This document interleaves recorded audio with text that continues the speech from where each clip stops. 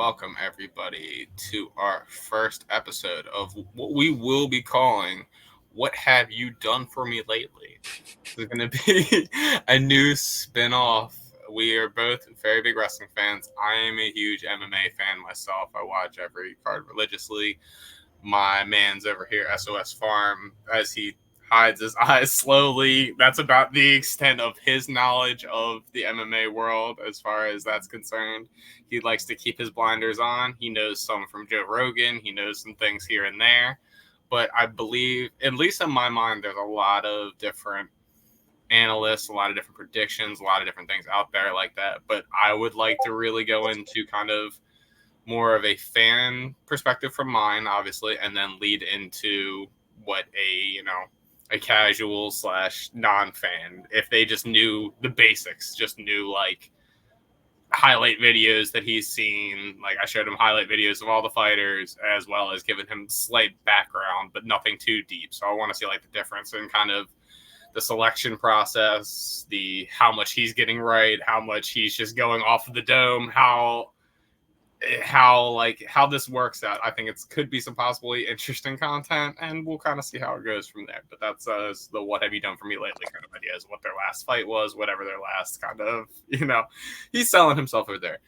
By the way, my name is SOS_RAMPAG3ZZ. It's I can do it. And that name right there. And then over here is I'm SOS Farm. I'm Farm the Great. I'm the Rolling Stone. I'm the last chapter. I'm here. Everything. He's here. I'm everything and more. And you should know me. But don't follow me. Leave me alone. Okay. So he's put himself out there for any of you that do want to try to find him, but don't. I bet you can't find me.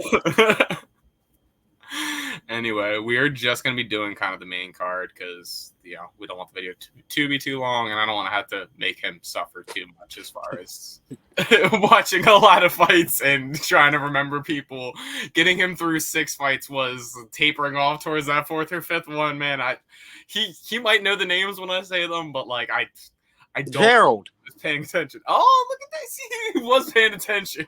Gerald, my man Gerald. He looked like a sim. Oh, I see. Now you're talking about Gerald in the beginning. There's another Gerald, so I didn't know if you remember. Wait, there's 2 Geralds? There's 2 Jared and Gerald. Jared and Gerald. $5 footlong? No, not that one. Okay. You had me worried for a minute now. Moving forward, to open up the main card, because, you're on your man Gerald Mearshard over there versus Edmund Shabazian. I like both of these fighters a lot. I think Edmund Shabazian, a lot of people have hopped off the hype train because of his, losses lately. He did look like he was getting back into form against Dolce Lungambila. He's got a name. I tried my best. It's not my strong suit.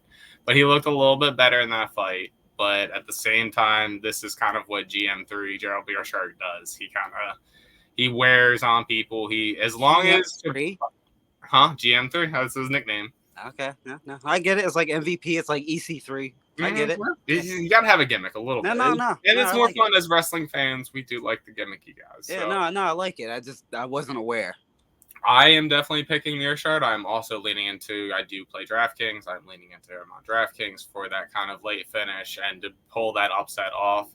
But I would not be hugely shocked if Shabazian came out there and just finished him pretty close to, a lot of guys like Shemaev has finished him in 17 seconds or so.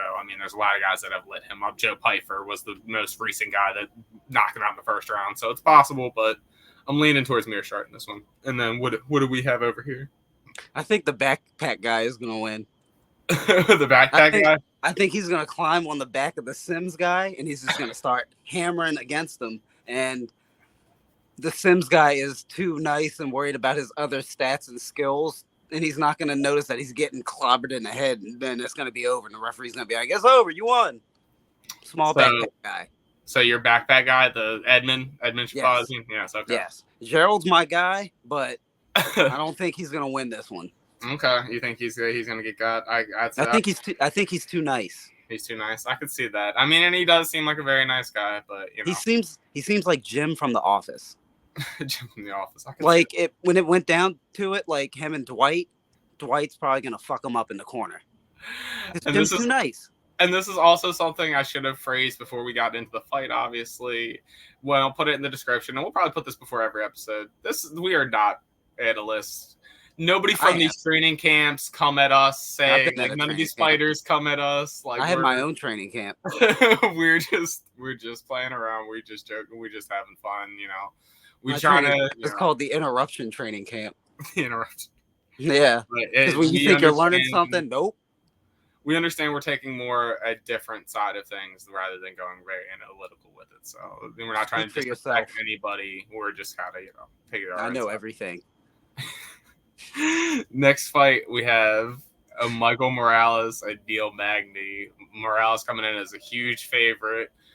I truly think that Morales is the real deal. I think he's going to end up knocking out Magny pretty early on. He's a little too quick for him. I also think Magny's just been through too many wars. This is his 41st fight. I mean, this is a lot for him, but it's not a bad pick if you really are looking for an underdog. I could see Magny coming out with it, but it's I'm still on the fence a tiny bit. But if I had to really lock in, I'd say Morales on this one. But it's a hard pick because Magny is so good. I'm going with the experience on this one, even though he's had 40-something fights. I think this is just another number that's gonna add to his record in a positive light. Okay, and I could definitely see that, and I don't know many people that aren't rooting for Neil Magny in the long run. He's one of those guys that just like Mearshart. The longer you've been there, the more people see you, the more people love you, the more wars you've been in. He's got old bones. So just say it. He's got old bones. We have two of the Ultimate Fighter finales, which I've heard mixed kind of reviews on the Ultimate Fighter this year. I've loved it. I thought that showing the different countries, the fights have been really good. The personalities have been really good throughout. So I am very interested in what comes out of the Ultimate Fighter. I know a lot of people are out of it, and a lot of people really aren't feeling it anymore. I still like it. Going into that, it is the featherweight finale of Khan Offaly and Myron Santos.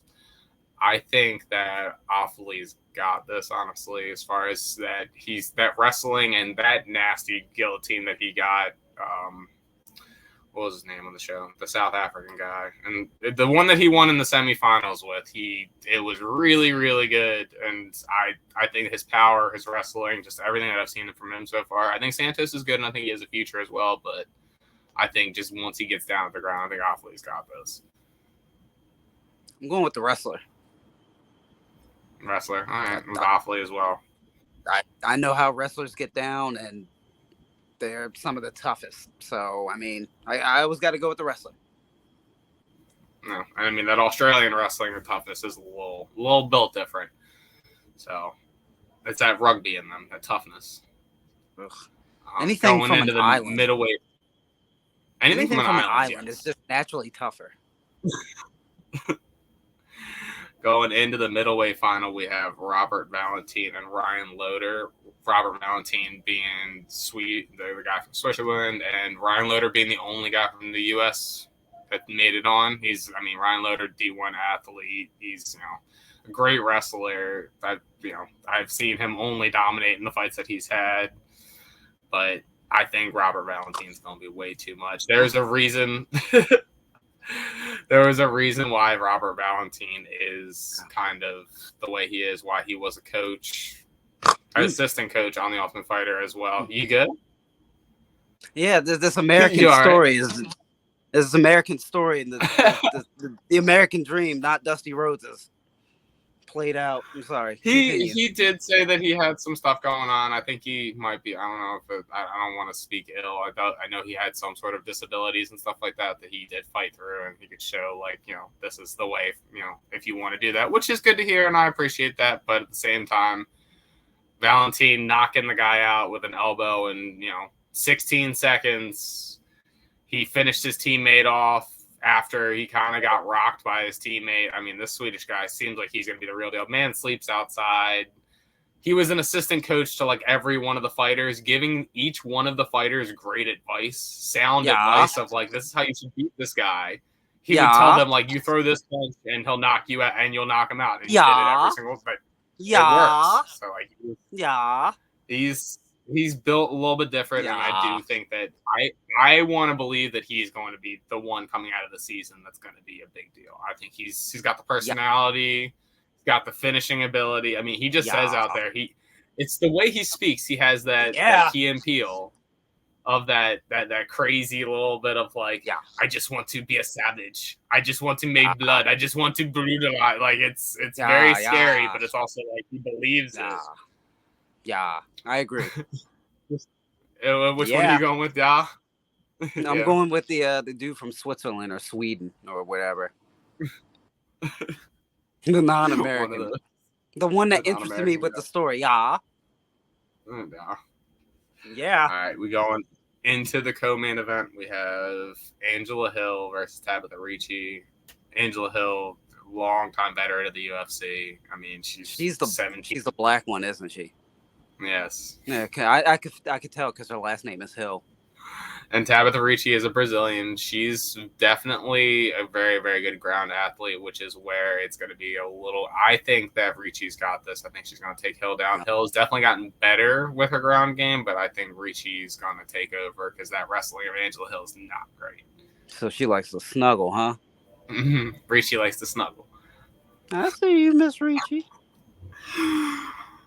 But Angela Hill has gotten a lot better out of her ground game. She might surprise us, and especially if she gets through Ricci, it's going to be a big deal. It's going to be like, Angela Hill is turning the corner, but I don't know if it's quite there yet. I think we still have some work to do with Angela Hill, and I think that she is kind of the fighter that we know her to be. So I think Ricci's going to take this over, and I think she's going to win a decision. Well, I guess we'll have to see if Angela can Ricci a victory. Oh. So are you picking Angela Hill? At Hill. Yeah, I'm picking Angela. Okay. I like it. Angela. That's the name of Drew McIntyre's sword, by the way, in case y'all didn't know. And if there's any wrestling fans out there, I know you like that part, right? This guy is full circle. Mm-hmm. Angela. And then in the main event, not to be confused with Jared Cannonier. Okay, Jared. So Jared Cannonier, a long staple of the middleweight divisions, fought for the title before. He's one of the scariest dudes in the division by far.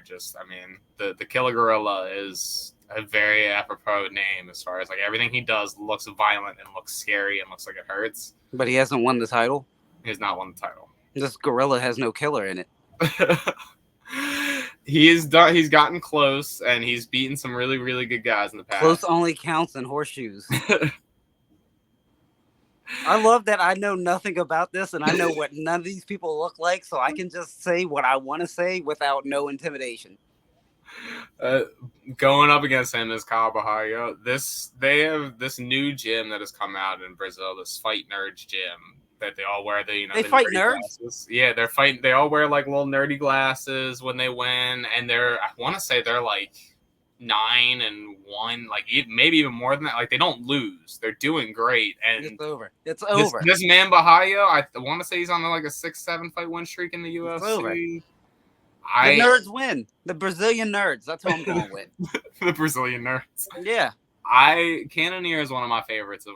He's almost on that all-time list for me. I want to believe that Cannonier still got a little bit in him. I think he's going to do pretty close to what he did to Derek Brunson. I think Bahayo is going to start off early. He's going to get him down early, but then I think in the second or third round, Cannonier is going to turn it around, and he's going to get his on top, and his on top is a lot more vicious, and the elbows are going to start raining down, and it's going to start.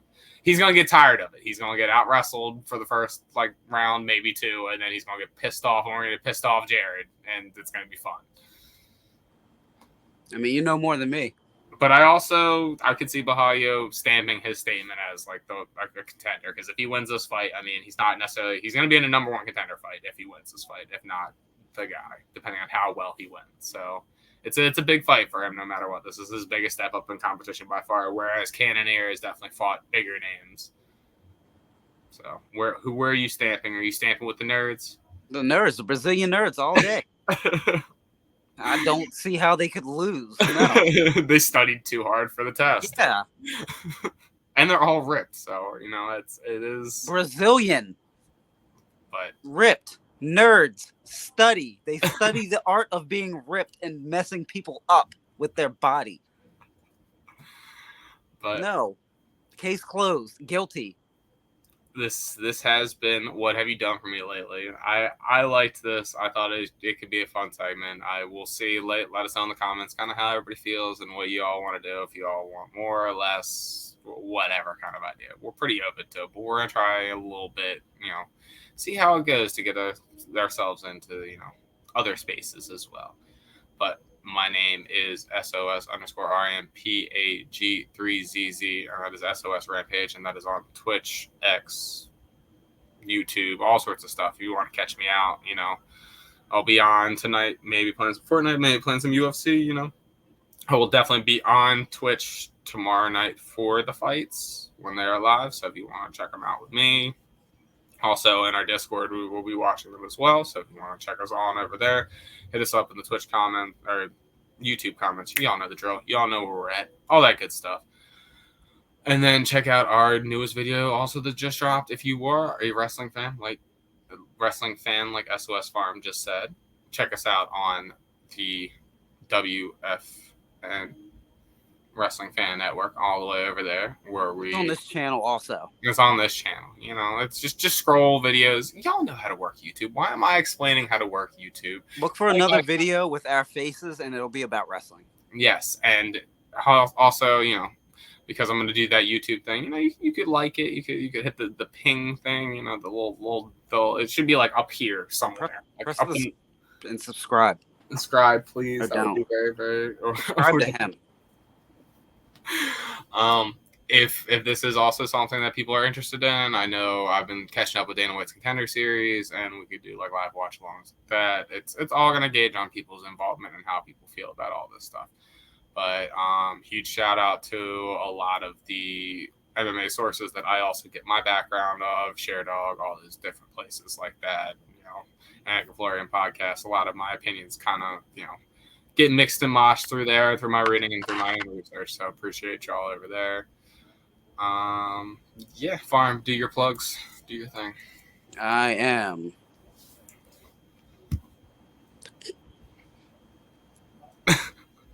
SOS Farm, the prop master. There's my name. Find me.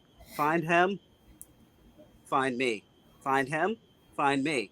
That's my name. We appreciate y'all for watching. Peace.